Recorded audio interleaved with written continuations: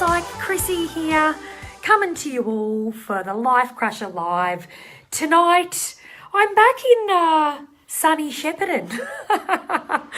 I'm back down here doing some work with some lucky prison participants. So from now on, my Tuesday night lives are going to be going live from my hotel room. So I hope that you guys don't mind. My silly gimbal too. This is my little device that normally holds my camera. It is not cooperating with me right now. So I don't know what its problem is, but I've got my little camera propped up. So the other embarrassing thing is that I get into my hotel room and I've got no bloody microwave.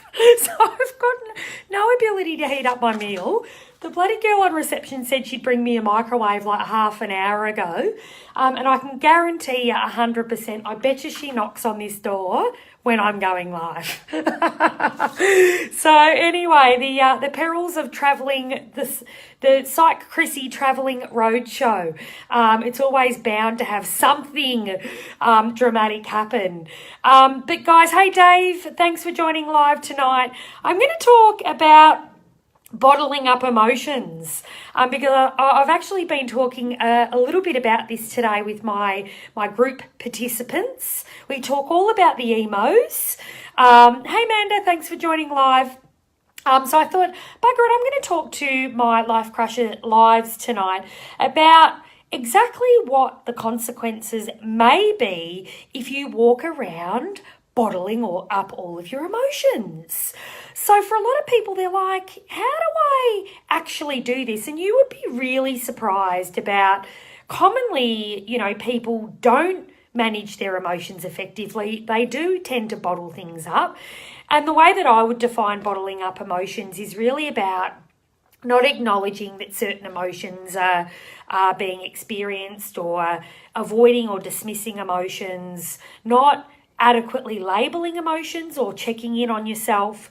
So generally as humans, we do sometimes float around not really being emotionally aware and not regulating ourselves effectively. And I will say that unfortunately, more often than not, when we are doing that, it generally has negative consequences for ourselves, because we really do need to, manage emotions well to guarantee some good outcomes for ourselves, whether it be in our reactions, whether it be in our relationships, whether it be just how we're feeling day to day. Not suppressing or bottling up emotions really is key to effective daily functioning.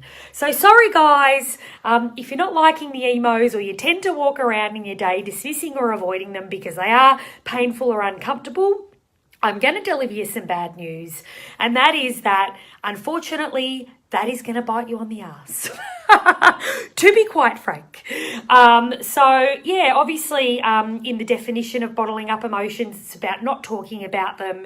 It's about just ignoring them or hoping that they will go away. It's about distracting yourself too much. Are you somebody that walks around and you know that you don't feel great, and you'll just constantly distract yourself with things? And these days it can be social media, is shocking for that. It can be gaming. It can be just being online too much. We've got lots of technology distractions. It can be too much Netflix. I know that sounds crazy, but in this virtual world and what we have at our disposal, we've got a lot of outlets that unfortunately can engage our time for long periods of time and make us, I suppose, feel like that we don't have to address emotions in our lives. So we've got to be really careful, guys, because unfortunately the way that we are set up these days is that if we really wanted to, we could ignore our emotions and how we're feeling for prolonged periods of time. But what we know that in reality, we can't watch Netflix forever.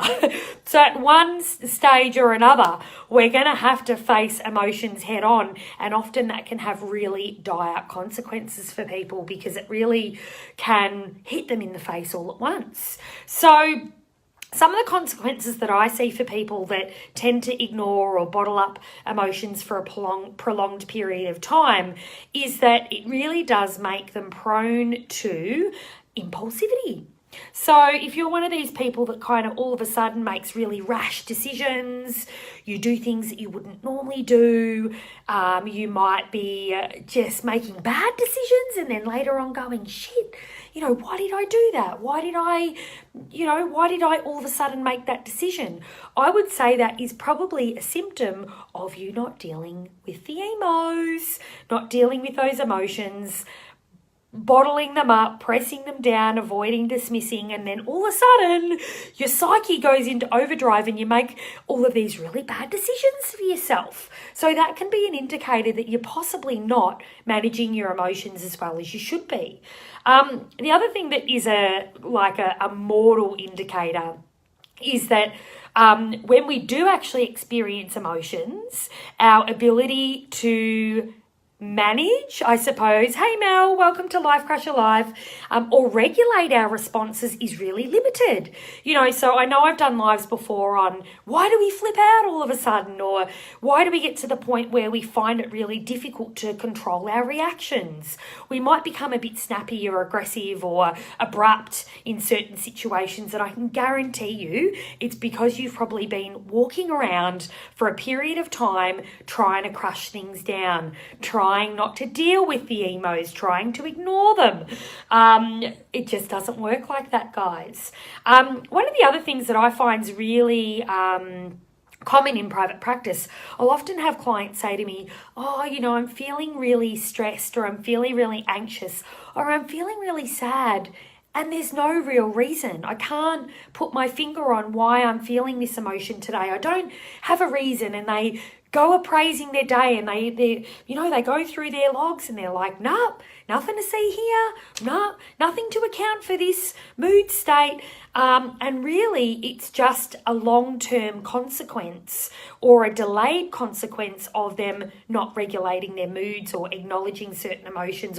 So over time, it's this build-up of bottled emotion, and then all of a sudden you wake up and you're like, I feel really anxious today and I can't quite put my finger on why that might be the case. So there's always consequences, whether it be short-term or long-term consequences, or the emotions come back and bite you on the butt later on for trying to bottle up emotional experiences and not regulating them effectively.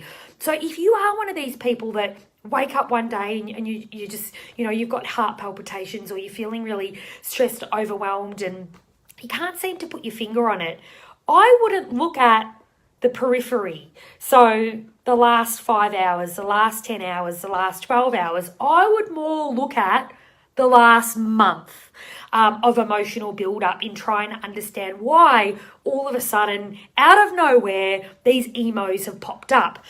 You've been packing them in the backpack and all of a sudden they've jumped out and they've said, hey Susan, it's time to party. You've been crushing down these emotions for a while and now we're going to come back and you're going to actually deal with this because we ain't hiding anymore. So, for a lot of people, they're really confused, when they wake up on any given day and they just feel shitty, or they just feel anxious, or they just can't quite put their finger on why they're feeling flat. I would say that it's got to do with the month previous of how they've been regulating their mood state. So really, really important. So how do we get connected? How do we become more emotionally aware? It really is about putting emotions on the agenda. How often do you check in with yourselves? One of my favourite things to do today was day one of one of my group programs today, and it was all about getting in touch with the emos. So I was asking my group participants to label their emotions. And commonly the first response is, well, I don't know what I'm feeling. Well, what do you mean? Which one of these emotions do I choose? There's a lot of confusion about that activity first up, and I would say that would totally translate to a lot of people's experiences. We don't often check in on ourselves. We don't actually ask ourselves, how am I feeling, until it's too late. The emotion jumps up, punches us in the face, and we're like, oh, damn, I feel shit today. Why do I feel like that? But on an average day, we don't often go to bed, or we don't often wake up going, how am I feeling today? why am I feeling this way? What am I thinking? Is there something that I could be doing differently about the way that I'm managing my emotions?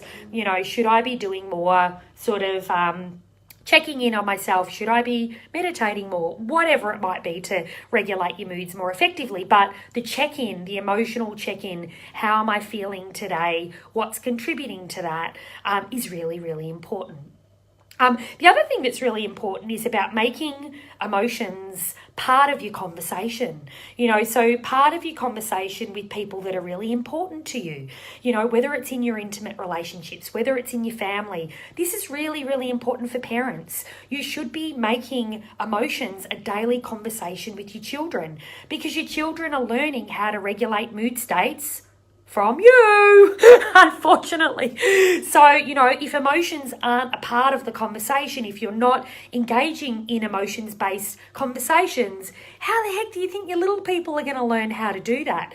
You know, if you don't talk about emotions in your relationship, you know, that's going to affect your emotional connectedness, your awareness, you know, that your partner may have about how you're feeling at any given time. That's really, really important, you know, and you don't want that walking around on eggshells type experience where people are left wondering or being fearful of how you're feeling at any given time because you haven't actually had emotional based conversations. So guys, come on. Get emotional conversations on the agenda. Get yourself checking back in on how you're feeling, and you're halfway there to becoming less bottled up with emotional experiences. And then all of the emotional management strategies come into play. And I could sit here for days talking about lots of different ways that you can learn to regulate yourself more effectively, whether it's meditation, whether it's, you know, downloading your meditation apps, whether it's taking time out for yourself, whether it's doing breathing exercises, whether it's engaging in imagery before bed, whether it's just sitting out in the park and, you know, noticing birds or experiencing nature or expressing gratitude, whatever it is that is your go-to emotional regulation strategy, or you don't do enough of that, so you really need to start scheduling that. Emotional strategies or emotional management strategies are really, really important. So guys, bottling up emotions, no go, not good. We've got to start regulating those, and we've got to become more aware of how we're feeling day to day so that we can better manage those experiences. And I think the take-home message that I really want you guys to understand tonight is that you don't just feel emotions for nothing, all right? So they're a product of your thinking. They can be accumulation of your experiences. Awesome, Mel. I love that you sit outside embracing nature first thing in the morning. What a way to wake up. How awesome is that? Tomorrow morning, I've just found out, in case you haven't realised, I'm staying at a new hotel, guys. I've just realised that the freaking gym doesn't open till 7 o'clock. So guess what I'm doing tomorrow morning? I'm going to be running outside. So, but that's always awesome. You know, the fresh air on your face, doing a bit of exercise, whatever you need to do to get in touch with how you're feeling at the start of your day, and getting rid of bottling up and distracting yourself too much social media, too much kind of in the zone sort of stuff, and not enough touching base with how we're feeling. So there we go, guys. There's your little task. You need to stop bottling up those emotions, getting more emotionally aware, and trying to check in on yourselves more frequently so that you're not prone to bad management of emotions, becoming reactive, not managing those situations really well. So I hope that's been helpful, guys. I hope as a result of some of these Psych Chrissy tips that you really go out there, grab emotions, embrace them, experience them, and start managing them a whole lot better.